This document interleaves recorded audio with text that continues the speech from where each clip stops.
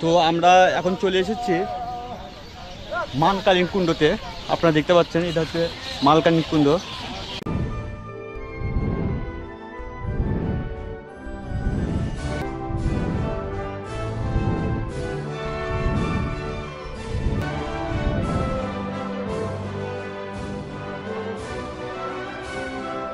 এই মানকালীন কুণ্ডের ইতিহাসটা আমি আপনাদেরকে জানাবো। এখানে সব কিছু লেখা আছে, তো যাই হোক এখানে লেখাটা একটু অস্পষ্ট, আপনারা হয়তো দেখতে পাচ্ছেন না। তো যাই হোক আমি এই ইতিহাসটা বলবো আমি আপনাদেরকে। তার আগে চতুর্পাশে একটু ঘুরে ঘুরে যদি একটু দেখাই আমি আপনাদেরকে।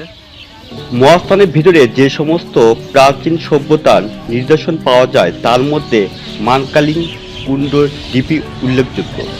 এটি মহাস্থানগড়ে মজাপুকুরে পূর্ব পারে অবস্থিত।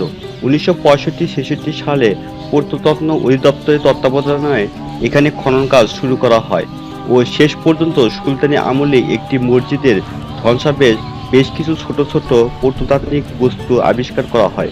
মসজিদের আয়তন 26.21 থেকে 14.54 মিটার। খনন কাজ করার সময় মসজিদের নিচে একটি মন্দির কিছু ধ্বংসাবশেষ পাওয়া গিয়েছিল। মসজিদটিতে কোনো শিলালিপি পাওয়া যায়নি, তবে মসজিদটি কাঠামো দেখে প্রত্নতাত্ত্বিকবিদ ধারণা করেন এটি খুব সম্ভবত মুঘল আমলে পূর্বেই নির্মাণ করা হয়েছিল। মানকালীন ঢিপির পাশে একটি ছোট জলাশয় রয়েছে। এই জলাশয় থেকে ঢিপি দেখতে উঁচু মনে হওয়ায় একটি কুণ্ড বা কূপ নামে পরিচিত। দুটি মিলে এই স্থাপনাকে মানকালীন কুণ্ড ধাপ বলে ডাকা হয়। কিংবদন্তি অনুসারে এই স্থানে প্রথমে একটি মন্দির নির্মাণ করেন রাজা মানসিংহ ও তার ভাই তানসিংহ। অন্যান্য কিংবদন্তি অনুসারে এখানে মসজিদটি নির্মাণ করেছিল ঘোড়াঘাটের জমিদারগণ। তাছাড়া এখানে একটি জৈন প্রতিমা দেখে অনেকে মনে করেন পূর্ব জৈন ধর্ম। তো ঘুরতে ঘুরতে প্রচণ্ড ক্লান্ত হয়ে গেছে, পানি পিপাসা লেগেছে। তো এখানে আমি একটা শরবত খাবো। শরবত কত গ্লাস? 10 টাকা। শরবত ভিতরে কি কি দিবেন? লেবু রাসনা আর কি বরফের পানি? প্রতি গ্লাস 10 টাকা। আচ্ছা আমাকে 1 গ্লাস দেন।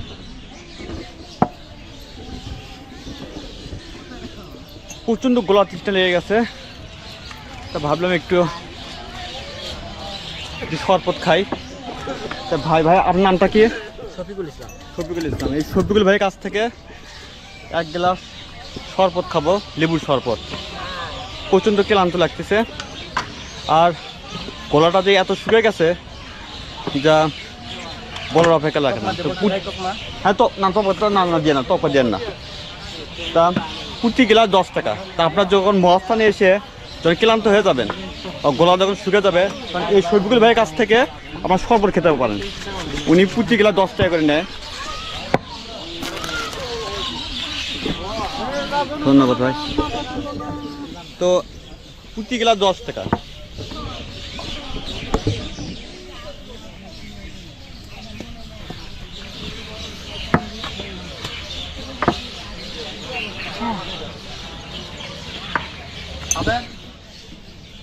অনেক মজা পাচ্ছি।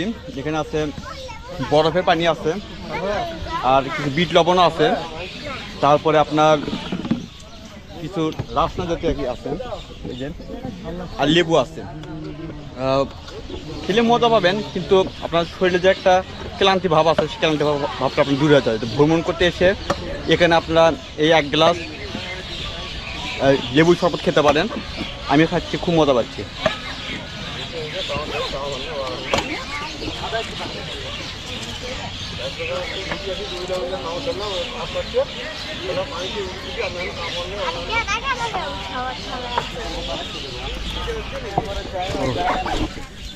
তা আমি খেলাম 1 গ্লাস লেবুর শরবত, অনেক ভালো লাগলো আমার। তাই এখানে শফিকুল ভাই কীভাবে বানাইছি আমি আপনাদের একটু দেখাচ্ছি। তা আপনারা আসলে এই শফিকুল ভাইয়ের কাছ থেকে লেবু শরবত খেতে পারেন। উনি প্রতি গ্লাস 10 টাকা করে নেয়।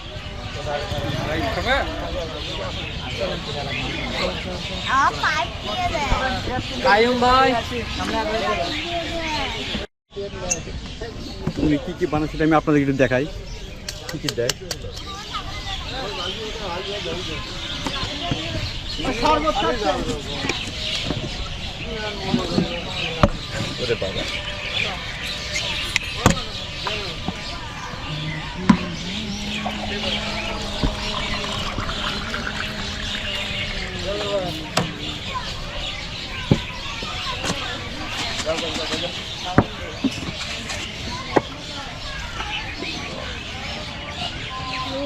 ইসমাইল ভাই খান।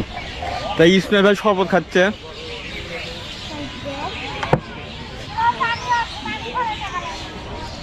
যাই হোক, তাই এখানে শরবত খেয়ে অনেক মজা পাইছি আমি, এত সুন্দর মজা পাইছি যা বলে শেষ করা যাবে না। তা প্রতি গেলাস 10 টাকা, প্রতি গেলাস 10 টাকা। ভালো আর কি ঠান্ডা।